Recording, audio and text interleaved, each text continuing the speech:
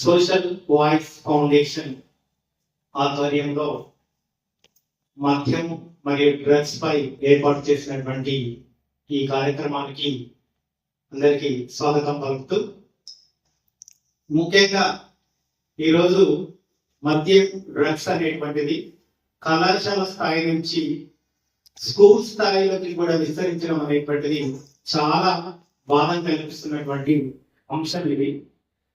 ముఖ్యంగా విద్యార్థి తాను పాఠశాలలో కానీ స్కూల్లో కానీ ఎదుర్కొంటున్నటువంటి ఆ ఒత్తిడిని తగ్గించుకోవడం కోసం గాను మొదట తోటి విద్యార్థులతోటి ఒక ఉత్సుకతతోటి, ఒక కోరికతో, ఫస్ట్ అసలు ఎట్లా ఉంటుంది అని చూడాలన్న కోరికతోటి సిగరెట్ కానీ మద్యం కానీ ఇలాంటివి మొదట స్టార్ట్ చేస్తారు. ఫస్ట్ ఎలా ఉంటుంది అని చూడాలి. ఈ కోరిక కాస్త తర్వాత అలవాటుగా మారుతుంది. ఈరోజు సమాజాన్ని పట్టి తీరుస్తున్నటువంటి అంశాలలో TDA ఒకటి. T for tobacco, D for drugs, A for alcohol.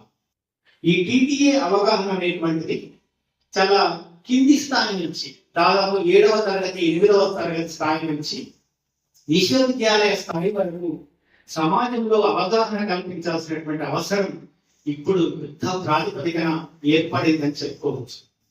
ఎందుకంటే ఇలాంటి మనం నిర్లక్ష్యం చేస్తే, డ్రగ్స్ కూడా మనం అనుమతిస్తూ కనుక పోయినట్లయితే భవిష్యత్ తరాలు నిర్వీర్యమై కనీసం మానవ విలువలు లేనటువంటి తరాలను మనం చూసేటువంటి అవకాశం ఉంది.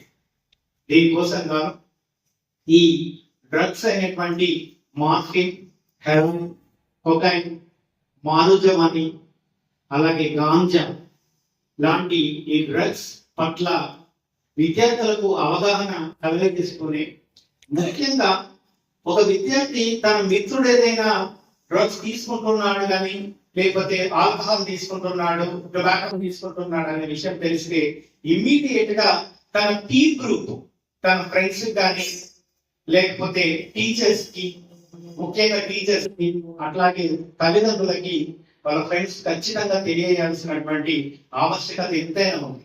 ఇలా చేయడం ద్వారా మన భవిష్యత్తు మనం కాపాడినట్లే. అంతేగాని మిత్రుడు అని చెప్పేసి ఈ విషయాన్ని దాస్తే రేపు వాడు మరింత అగాధంలోకి పోయేటువంటి అవకాశం ఉంది. మొదట తోటి స్టూడెంట్స్ గా, పీర్ గ్రూప్ గా ఏం చేయాలంటే తల్లిదండ్రులకు అట్లాగే టీచర్ కి ఈ విషయాన్ని చెప్పడం జరుగుతుంది. ఇలా చెప్పడం ద్వారా వాళ్ళు ఒక విధమైనటువంటి కౌన్సిలింగ్ ఇచ్చి వాళ్ళను మళ్ళీ పూర్వస్థాయికి తీసుకొచ్చేటువంటి అవకాశం అనేటువంటిది ఉంటుంది. కాబట్టి ఈ డ్రగ్స్ నుంచి అట్లాగే ఈ మద్యం నుంచి కనుక మనము బయటపడినట్లయితే వచ్చేటువంటి తరాలు చాలా దారుణమైనటువంటి పరిస్థితుల్లో మనం చూసేటువంటి అవకాశం ఉంటుంది.